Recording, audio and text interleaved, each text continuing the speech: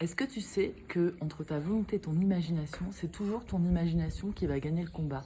Et en gros, si les deux sont pas câblés sur la même vibration, sur la même énergie, ou on va dans la même direction, en fait, tu es sûr que ça va être compliqué pour y arriver, que tu vas avoir des schémas répétitifs ou pas mal de blocages. Alors, profil numéro 1, volonté négative et imagination négative. Là, vous êtes sûr que ça va être compliqué pour vous, qu'il va y avoir des difficultés pour avancer, qu'il va y avoir des blocages, qu'il va y avoir des schémas répétitifs.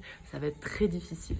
Schéma numéro 2, volonté positive et imagination négative. Comme c'est toujours l'imagination qui gagne, eh bien, vous allez beaucoup travailler, faire des formations, travailler sur vous, sur vos blocages, beaucoup apprendre, et vous allez toujours vous dire, mais je comprends pas, c'est toujours bloqué. Bah oui, parce que là, du coup, ce qu'il faut aller travailler, c'est l'imagination, c'est votre subconscient, c'est les plans subtils, c'est là que ça bloque. Profil numéro 3, volonté négative et imagination positive. Dans ces cas-là, vous n'allez pas tellement agir, vous allez procrastiner, vous n'êtes pas trop dans l'action.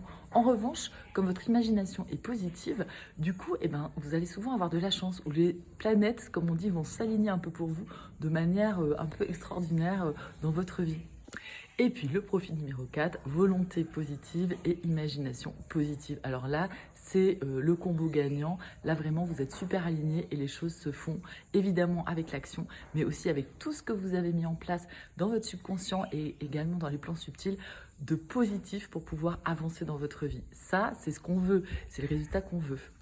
Donc évidemment, ces 4 profils, on les expérimente dans notre vie tous les jours selon les domaines et c'est OK. En revanche, si tu as un domaine sur lequel tu vois où tu n'as pas trop d'action ou sur lequel tu bloques, où tu as vraiment des difficultés, c'est là qu'il faut aller lire le subconscient et les plans subtils.